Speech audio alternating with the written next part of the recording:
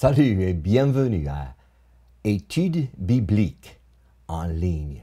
Et si vous êtes intéressé à suivre les cours, vous pouvez visiter nous directement dans étudesbibliquesenligne.com. Aujourd'hui, nous allons étudier les sentiments du Christ. Ayez en vous les sentiments qui étaient en Jésus-Christ. En anglais, cette étude est intitulée The Mind of Christ. Mais vraiment en français, nous n'avons pas exactement le même concept pour cela. Alors, il y a une nuance entre mind en anglais et les concepts en français. En français, mind peut être traduit de plusieurs façons. Dans ce livre, nous les utiliserons comme interchangeables. Mind égale sentiment, esprit, entendement, pensée, intellect, intelligence, conscience, connaissance, raison et notre être tout entier. Nous voulons que les chrétiens puissent comprendre l'importance d'avoir ces sentiments. Et il y a 4 illustrations bibliques qui nous aident à comprendre ce que cela veut dire. Le premier, c'est le potier et l'argile, Ésaïe 64, verset 8. Cependant, ô Éternel, tu es notre Père. Nous sommes l'argile, et c'est toi qui nous as formés. Nous sommes tous l'ouvrage de tes mains. Il y a un autre verset qui suit cette même idée, Jérémie 18, verset 6. Ne puis-je pas agir envers vous comme ce potier, maison d'Israël, dit l'Éternel? Voici, comme l'argile est dans la main du potier, ainsi vous êtes dans ma main, maison d'Israël. Nous sommes dans les mains de l'Éternel. Il veut nous former, nous préparer pour son travail. Et selon cette illustration, quelquefois, nous, en tant que chrétiens, nous oublions que ce n'est pas nous qui pouvons faire quelque chose pour bon Dieu, mais c'est Dieu qui travaille à travers de notre vie. Et lorsqu'il nous forme, c'est pas maintenant nous sommes formés, nous pouvons aller travailler pour le Seigneur. Mais il nous forme et puis après cela, il se sert avec nous pour ses buts et pour son œuvre. Et nous avons besoin de comprendre cela si nous voulons vraiment grandir spirituellement. La deuxième illustration, c'est le vigneron. Jean 15, versets 1 à 2. Je suis le vrai cep et mon Père est le vigneron. Tout sarment qui est en moi et qui ne porte pas de fruit, il le retranche. Et tout sarment qui porte du fruit, il émonde, afin qu'il porte encore plus de fruits. Dieu veut que nous portions beaucoup de fruits à la louange de la gloire de sa grâce, pour que les autres puissent voir Jésus en nous et la vie de Jésus, et à travers cela, qu'ils soient touchés pour comprendre l'importance de venir à Jésus, d'avoir une nouvelle vie.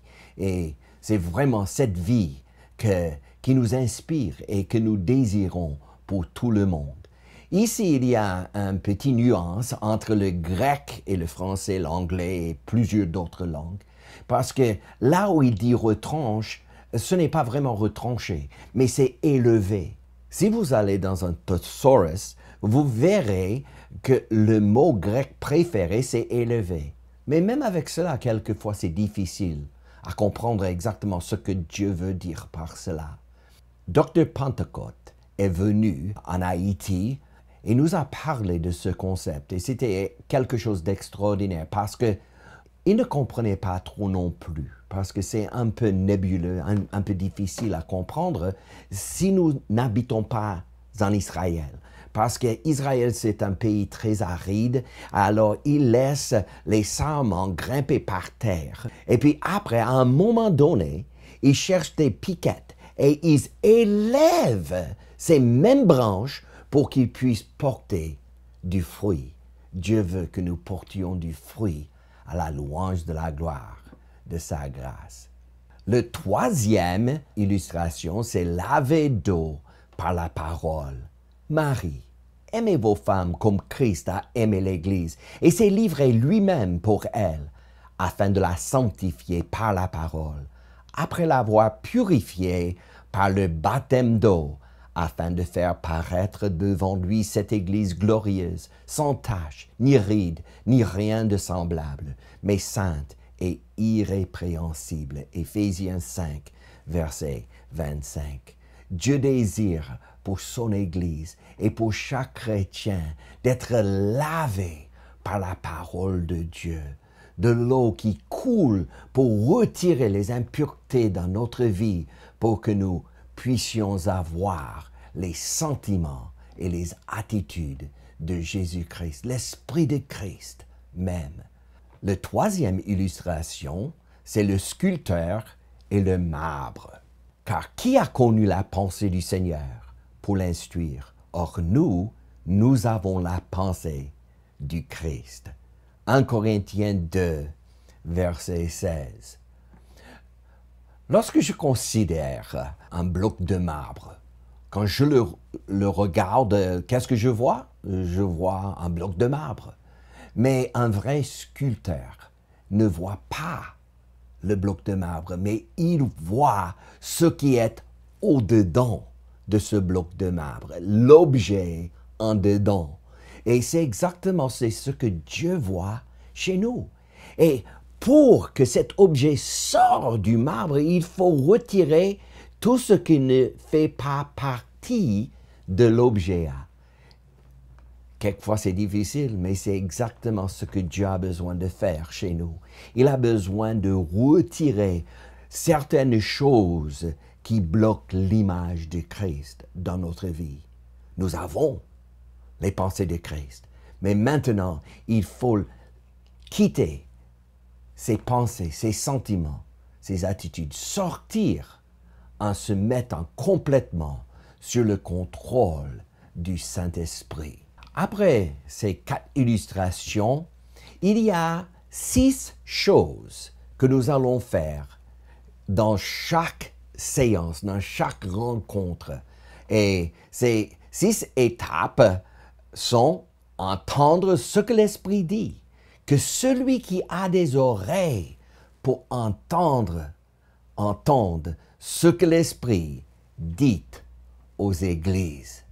C'est quelque chose d'absolument essentiel que nous écoutions la parole de Dieu pour que nous puissions avoir les sentiments de Christ.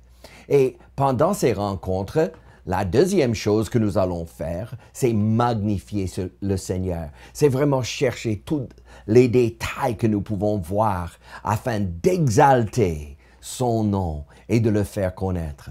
La Bible dit « Exaltez avec moi l'Éternel, célébrons tous son nom ». La troisième étape, c'est transformer par la parole. La clé de la vie chrétienne, c'est les chrétiens qui passent du temps dans la parole de Dieu. Si nous ne sommes pas dans la parole de Dieu, nous ne pouvons pas grandir. C'est de l'eau qui nous donne la nourriture que nous avons besoin afin de croître spirituellement.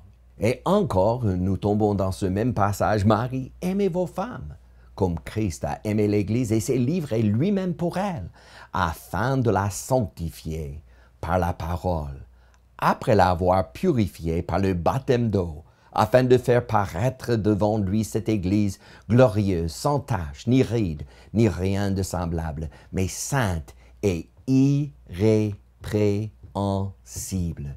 Dieu veut que nous soyons complets, sans tache, ni ride, ni rien qui peut empêcher sa gloire d'éclater dans notre vie. C'est quelque chose vraiment merveilleux que nous, les créatures de Dieu, pouvons avoir les sentiments et l'esprit du Christ même.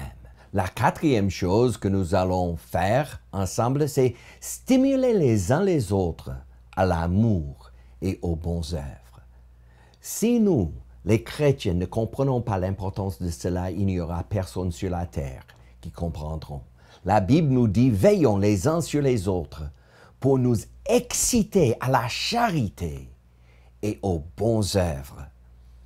Je remarque que lorsque les chrétiens sont ensemble, quelquefois, tout seuls, nous n'avons pas la vision de savoir tout ce que nous pouvons faire.